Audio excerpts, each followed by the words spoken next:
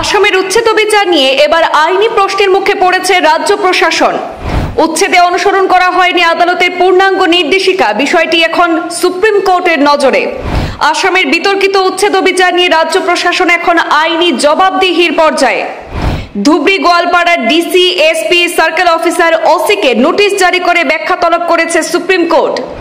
আদালতের প্রশ্ন, যদি আইন অনুসরণ না করে মানুষকে উচ্ছেদ করা হয় তাহলে প্রশাসনের ভূমিকা কি আইনসম্মত?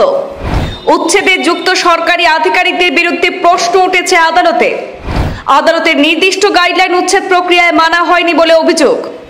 উচ্ছেদের নির্দেশে উল্লেখ ছিল পূর্বে পুনর্বাসন দিতে হবে, তারপরেই শুরু হবে উচ্ছেদ প্রক্রিয়া।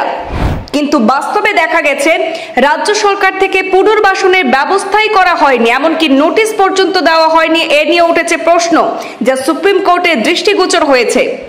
উচ্ছেদিতদের নোটিশ বা যথাযথ সময় না দেওয়ার অভিযোগ উঠেছে সুপ্রিম কোর্টে।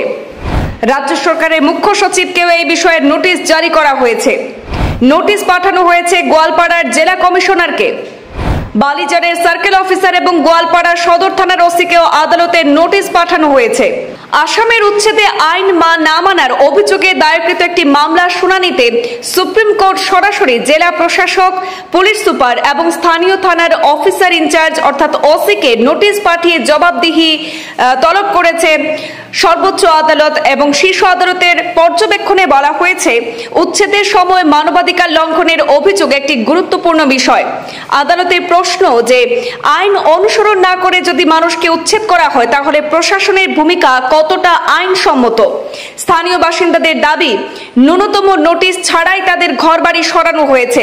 আদালত এই প্রসঙ্গে রাজ্য সরকারের কাছে জানতে চেয়েছে, উচ্ছেদের আগে কি ধরনের নোটিশ বা বিকল্প ব্যবস্থা নেওয়া হয়েছিল? বাসিন্দাদের পুনর্বাসনের পরিকল্পনা কি ছিল? পুনর্বাসন না দিয়ে এভাবে উচ্ছেদের অভিযোগকে একটি সংবেদনশীল ইস্যু হিসাবে চিহ্নিত করেছে শীর্ষ আদালত অর্থাৎ সুপ্রিম কোর্ট। রাজ্য সরকারের মুখ্য সচিব থেকে শুরু করে ডিসি, এসপি, সার্কেল অফিসার এবং সংশ্লিষ্ট এলাকার থানার ওসিদেরকেও নোটিশ জারি করে এর ব্যাখ্যা চেয়েছে দেশের সর্বোচ্চ আদালত। আলোচিত মামলার আইনজীবী দাবি করেছেন যে উচ্ছেদের নির্দেশেই আদালত পুনর্বাসনের বিষয়টি উল্লেখ করেছিল। আগাম নোটিশ জারি করে সময় দেওয়ার কথাও কিন্তু বলা হয়েছিল। তাছাড়া তাদেরকে সময় দেওয়ার কথা বলা হয়েছিল, পুনর্বাসনের কথা বলা হয়েছিল, কিন্তু আসামের নানা প্রান্তে ইদানিং পরিচালিত উচ্ছেদ প্রক্রিয়ায় আদালতের নির্ধারিত নিয়ম মেনে চলা হয়নি বলে অভিযোগ উঠেছে। ক্ষতিপূরণ চেয়ে আদালতে আবেদন করেছেন উচ্ছেদিতদের পক্ষে আইনজীবী।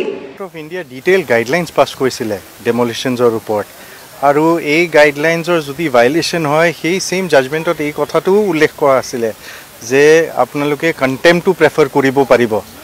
তো সেই জাজমেণ্টৰ বস্তুটো হাইলাইট কৰি পইণ্ট আউট কৰি এই কণ্টেম্প পেটিশ্যনটো দাখিল কৰা হৈছে অনৰেবল সুপ্ৰিম কোৰ্টত।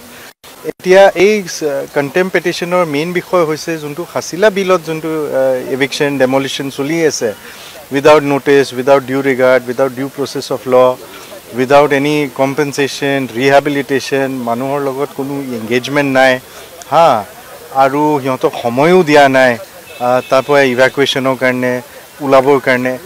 এই চব বস্তু বৰ্ণনা কৰি পেলাই কণ্টেম্প পেটিশ্যনটো ফাইল কৰা হৈছে।